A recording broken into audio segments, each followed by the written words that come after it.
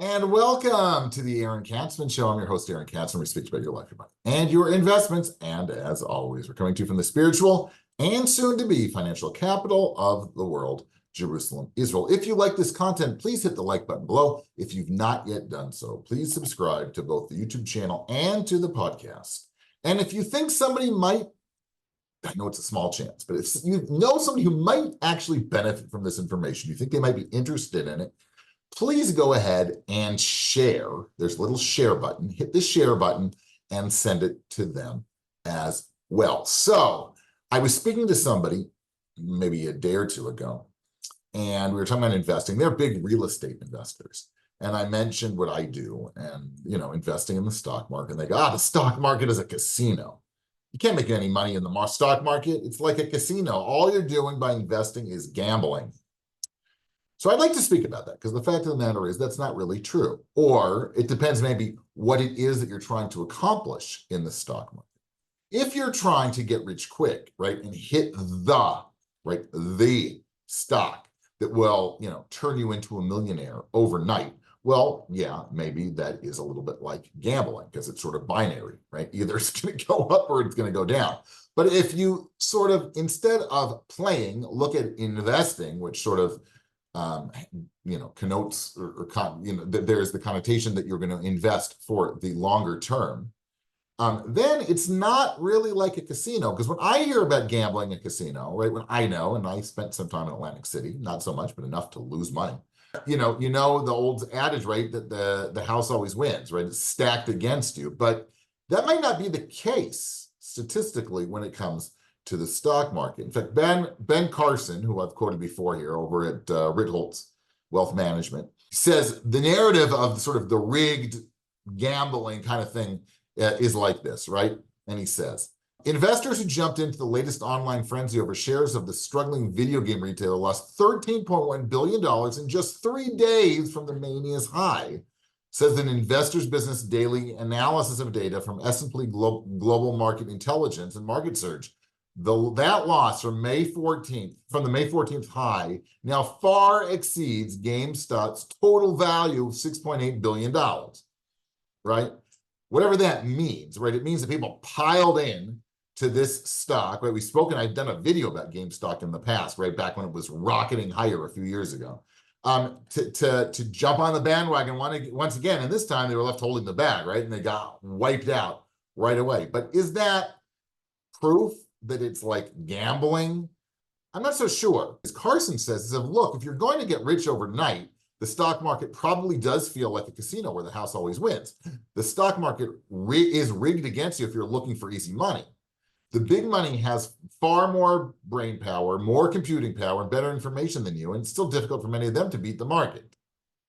Sure, there are one-off lottery tickets, but the stock market is for patient people, right? And that's maybe the point here. It's for patient people. And then he brings something really, really interesting. He brings some data from Y charts that I guess Ritholtz commissioned. And it's talking about various holding periods over the last 75 years, 74 years, whatever it is. If you're investing on a daily basis, like I said, it's binary, right? 54% of the time on a daily basis, actually, the stock market was higher.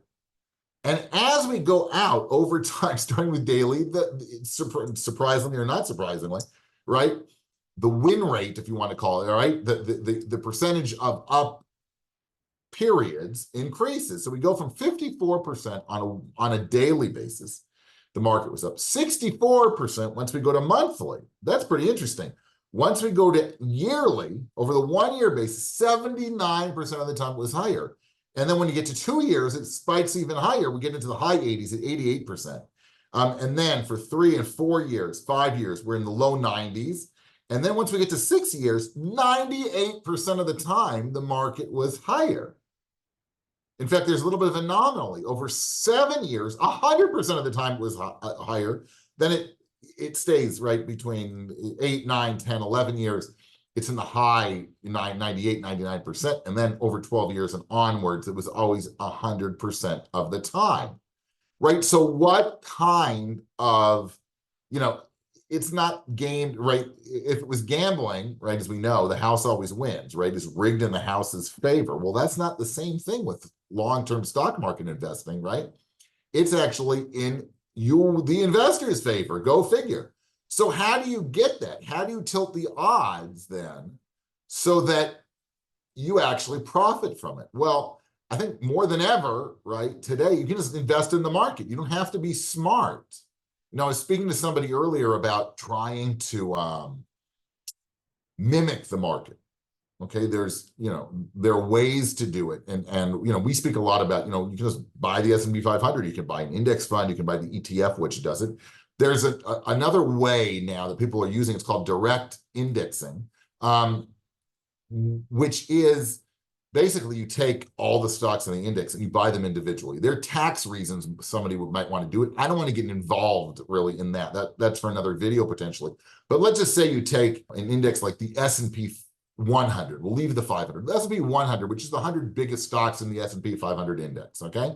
It's like an index within an index, so to speak. You can just buy all 100 stocks. Now, I was speaking to the person, I said, well, yeah, but I know some of these companies, so I know maybe I don't want to buy them. I said, well, once you start doing that, you're trying to get too smart. You're outsmarting the strategy, right? You don't know actually of those 100 companies what's going to do better and what's going to do worse, but you think that you are smart enough that you can say, well, I don't like that one. I don't like NVIDIA. I don't like Microsoft. I don't like JP Morgan, right? So I'm going to get rid of those. I'm going to, that's where you get into, that's where investors get into trouble. In fact, we've spoken about mimicking before, right? Through technology, one's now able to sort of mimic what the best hedge fund investors in the world are doing, right? But they can actually buy their portfolios. You can buy Warren Buffett's portfolio. But so then if that's the case, why do people then underperform? So let's say Warren Buffett. Well, because they say, I don't like X, right? I don't want to buy, Gillette, right? That doesn't exist anymore, right? But I want to buy Gillette, okay? I don't like Gillette, so I'm going to leave out Gillette, right? They start getting too smart. Too often, people think that they're smarter than what is their, they try to outsmart the system. That's a better way to say it. And the fact of the matter is that's how you lose, right? Just like we said, just buy the S&P 500, and even on an annual basis, you're 79% of the chances that it's going to go up, right? Over the long term, right? As I said, statistically, after 12 years and any holding period after that, it's always gone up 100% of the time, according to the statistics of Ritholtz. So why would you try to outsmart that by saying, well, I don't like that particular stock, I want to buy that, right? That's where we always get into trouble. Don't do that. You don't need to do that. Just trust the process, right? It can be the S&P 500, it can be a basket of indices, whatever it is. That's not important. The point is, don't try to outthink the market, because that's where you get, right, when you talked about the supercomputing and the firepower, that's where you lose. You don't have enough information to beat the system or to beat the professionals, but you can just buy the market and trust the process and do great. And that way, you're not in the casino anymore. As soon as you try to outsmart things, I know that's better, that's worse, right? Now, all of a sudden, you're back into the casino. You're saying, well, I want red and not black on the roulette table, right? But that's not how you're going to actually make money. The base way to make money is to buy good assets and hold them.